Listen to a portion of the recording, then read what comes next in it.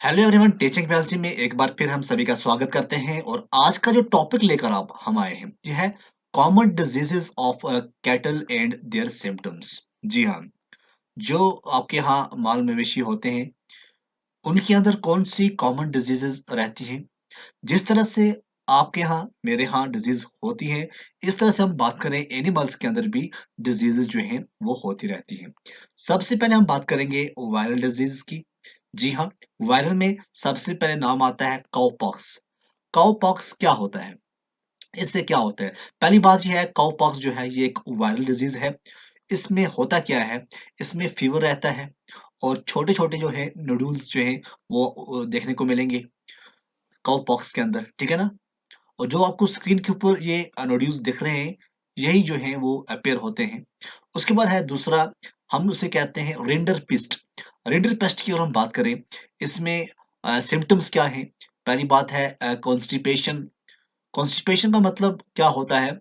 Constipation का मतलब होता है कि आपको, सॉरी, एनिमल्स के अंदर जो कब्ज रहती है और कभी कभार डायरिया हो जाता है। आंखों को आंखों के अंदर डिस्चार्ज देखने को मिलेगा। नॉस्ट्रिल्स के अंदर भी डिस्चार्ज देखने को मिलेगा और भूख की कमी महसूस होगी, लॉस ऑफ एपिटाइट होगा। उसके बाद आता है फुट एंड माउथ डिजीज।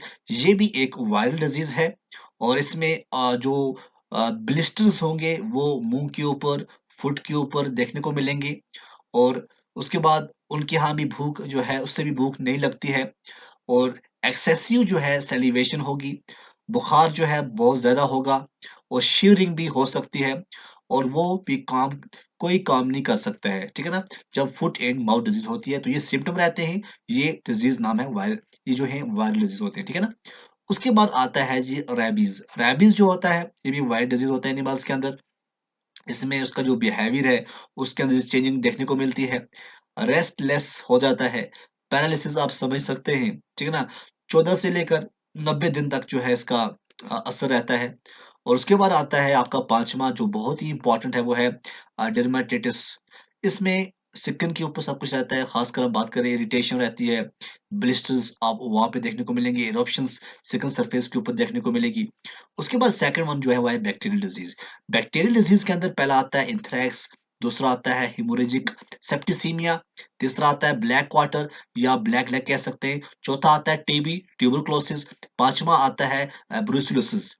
अब इंथ्रेक्स में फीवर रहता है, स्वेलिंग हो जाती है बॉडी के ऊपर और जो मिल्क सिक्रेशन होगा वो रिड्यूस हो जाता है, कम हो जाता है। हेमोरेजिक सेप्टिसीमा के अंदर बुखार बहुत ज्यादा रहता है, एनोरेक्सिया हो जाता है और रेस्पिरेशन जो है वो इंक्रीज हो जाती है और देखा गया है सेलिवेशन भी। उसके बाद जो ब्लैक क्वार्टर है या ब्लैक लेग कहते हैं, इसमें फैटल टॉक्सिमिया स्पेशली जो है यंग कैडल्स के अंदर देखने को मिलेगा। ट्यूबरक्लोसिस में फीवर है, इन्फेक्शन हो जाता है लंग्स के अंदर, इंटेस्टाइन के अंदर और भी बहुत सारे बॉडी पार्ट्स के अंदर देखने को मिलता है। ब्रोसिलस जो है, इसमें क्या होता है, इसकी इन्फेक्शन की वजह से जो स्टेरिलिटी होती है, रिप्रोडक्टिव ऑर्गन्स जो होते हैं इनको इन्फेक्शन हो जाता है। यूट्रस जो है फीमेल्स के अंदर और टेस्ट जो है मेल के अंदर, वहाँ प्रॉब्लम हो जाती है, ठीक है ना। तो ब्रोसिलस जो है ये आप सीधा कह सकते हैं कि रिप्रोडक्टिव सिस्टम के ऊपर ये अटैक हो जाता है। मेस्टिटिस जो है, इसमें फीवर होता है, उडर्स होता है और जो है स्वेलिंग हो जाती है।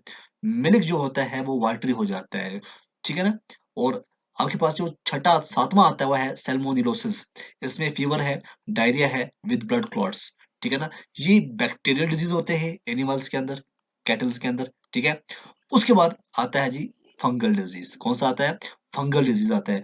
फंगल डिजीज के अंदर रिंग वर्म्स आता है, स्मॉल छोटे छोटे जो सर्कुलर्स आपको देखने को मिलेंगे, डिस्कलर्ड रेज पैचेस आपको देखने को मिलेंगे। उसके बाद आता है पैरासाइट डिजीज। पैरासाइट डिजीज के अंदर एक्सटर्नल पैरासाइट होता है जिसमें लाइस टिक्स जो है वो चिपक जाते हैं स्किन के ऊपर और वहां पे स्किन डिजीज काज करते हैं।